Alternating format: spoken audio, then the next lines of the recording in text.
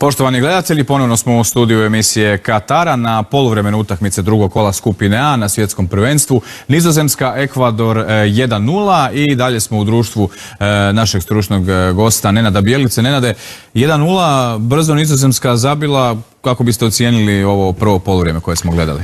Da, Nizozemska je super otvorila utakmicu sa brzim golom. Nakon toga Estupinjana koji je poništen zbog zaleđa, vidjet ćemo navečer u analizi s Marijom Strahonjom. Ener Valencia, spomenuli smo ga, govorili najviše o njemu u najavi Ekvadora prije ove utakmice, ali voli se izvlačiti na stranu, primiti loptu, posebice tamo na lijevoj strani odakle je došla ta najveća opasnost. Da, pa on je vrlo pokretan. Logično je bilo da traži danji kut, on je tražio bliži kut, ali vratar je to jako dobro branio. Da, s tih bokova također mogu doći opasnosti, Estupinjan je stalno naprijed. Je, puno se ubacuje, Estupinjan vrlo motoričan, vrlo dobar, dosta dobro kombiniraju ovdje po lijevom boku. Vidjet ćemo sad šta će nam doneti drugo polovrijeme, ali izjednačena utakmica i mislim da je malo Nizozemska bila sretnija. Opet Gakpo, Dešnjak koji je danas zabio gol lijevom nogom, sjajan gol, zadnju utakmicu glavom. Tako, bili smo ga već pred prvu utakmicu, smo pričali o njemu da je neuobičajeno krilo. On praktički ove dvije utakmice uopće nije igrao na krilu. Igrao je danas, igrao napad, u zadnju utakmicu igrao iza dva napadača, a u stvari je krilo u svom klubu. Tako da u nekom drugom sustavu, drugom sustavu 4-3-3, on igra lijevo,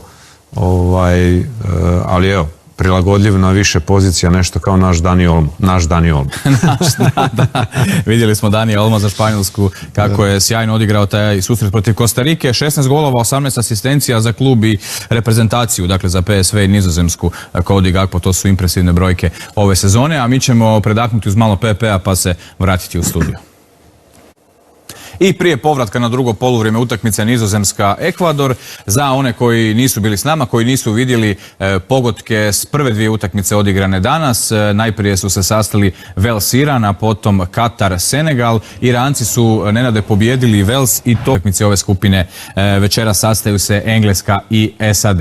Što se domaćina Katara i Senegala tiče, taj susret smo pratili prije dvoboja Nizozemske i Ekvadora. Na kraju slavlje Ekvadora, ali u svakom slučaju sa opcijama za prolazak. Ekvador s možda malo više rizika i otvorenosti u nastavku.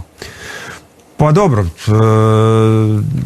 vidjet ćemo, moraju imaju negativan rezultat, moraju nešto ofanzivnije napraviti, moraju više riskirati u igri, iako, kažem, poslije gola Nizozemska nije nešto previše napravila i možda je i konkretniji, poduzetniji bio Ekvador. Dobro, hvala vam za ovo poluvrijeme. Vraćamo se na Halifu i Marku Šapitu. Utakmica Nizozemska-Ekvador.